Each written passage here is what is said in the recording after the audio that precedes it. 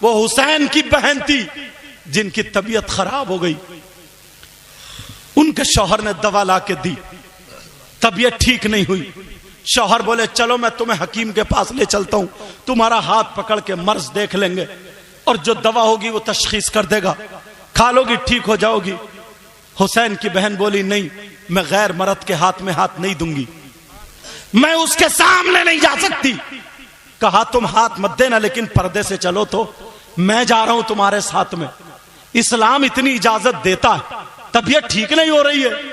تو وہ بھائی کی بہن تھی جس نے یہ کہا تھا کہ اسلام تو اجازت دیتا ہے مگر مجبوری یہ ہے میں کہ حسین کی بہن ہوں, مجبوری ہے میں حسن کی بہن ہوں, مجبوری ہے کہ میں فاطمہ کی بیٹی ہوں, مجبوری ہے میں علی کی بیٹی ہوں, مجبوری ہے میں نبی کی نواسی ہوں.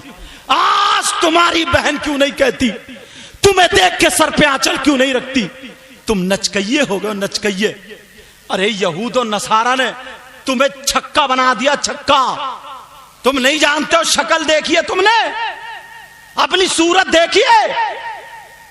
کنگے لگا رہے, بالوں میں کنگے, بال میں کنگے لگا رہا ہے, بال میں جیل لگا کے کھڑے کر رہا سیئی کے کانٹوں کی طرح, بال لڑکیوں جیسے, کانوں میں کنڈل, ناک میں نتھنیا, گلے میں چین, ہاتھ میں تاگے اور وہی چڑے, پورا جنخا بنا پڑا, پورا چھکا. اب تو لڑکی تو بن نہیں سکتا, مرد ہے, اور مرد رہا نہیں کیونکہ زیور پہن لیے. بیچ کا ہو گیا, بیچ کا. بیچ کا کون ہوتا بولو, کبھی تالی بجاتے ہوا نہیں ملا تمہیں؟ دیکھ لیو محلے میں کتنے گھوڑے ناچ رہے ہیں. اگر شادی ہو, بیاہ ہو, تو ڈی جے رکھے اور ناچ. کسے دکھا رہا کولے؟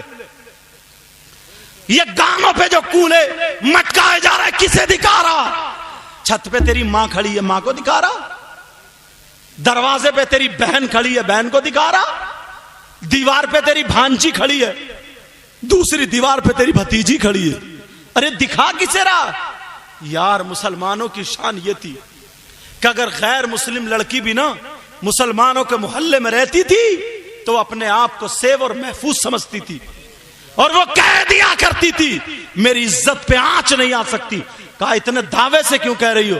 کہا کہ میں اس نبی کے غلاموں کے محلے میں رہتی ہوں جس نبی نے یہ بتایا نظریں نیچی کر کے چلا کرو. واہ سبحان اللہ. اور آج تم اسی نبی کے جلوس میں تمہاری رگوں میں شیطان دوڑنے لگتا ہے. کتنے لڑکے ہیں, اور جلوس نکالو. یہ بھی بتا رہا ہوں کچھ نعتیں ایسی ہیں جن میں میوزک بجتا ہے, جیسے سوڑا آیا سوڑا آیا. پاکستان اور کتنے نوجوان لڑکوں نے ڈی جے پہ رکھا اور وہ ڈی جے رکھ لیے, سوڑا آیا سوڑا آیا, اور وہ بہت ساری ناچ رہے ہیں, ڈانس, جھنڈے اچھال رہے ہیں, بعض بعض اپنی شرٹ اچھال لیتا. تو جلوس میں گیا تھا گنڈا گردی کرنے گیا؟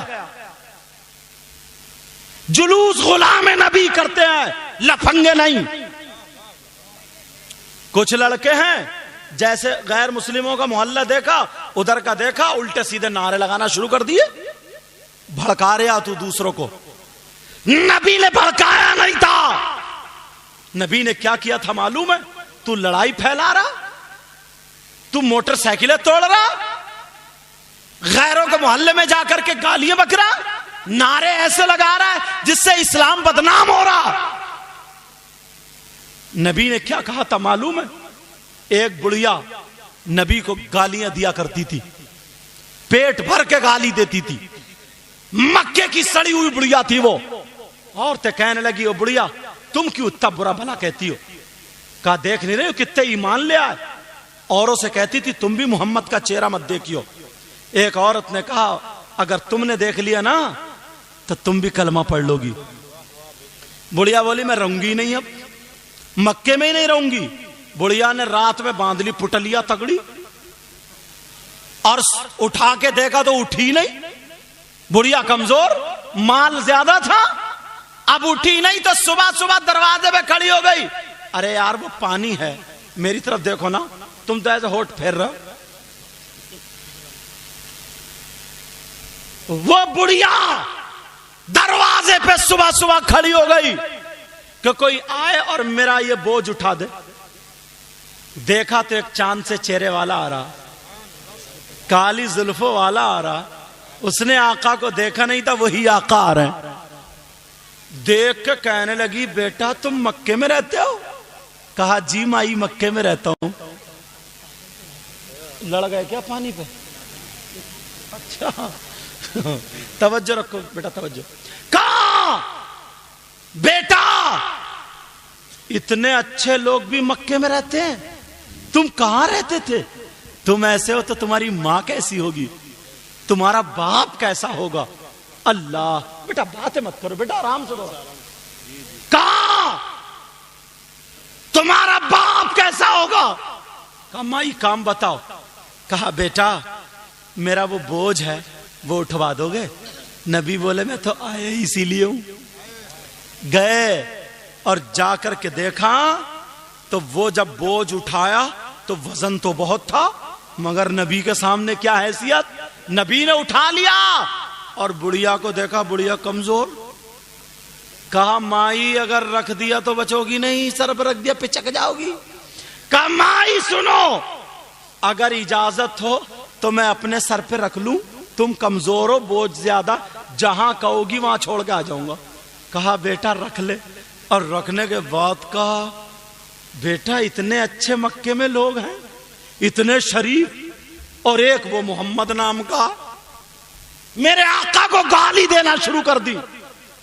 میرے نبی نے بوجھ رکھ لیا، ایڈریس جو بتایا، آگے آگے چلتے جا رہے ہیں، بڑھتے جا رہے ہیں، اور بڑھیا پیچھے پیچھے گالی دیتی جا رہی ہے.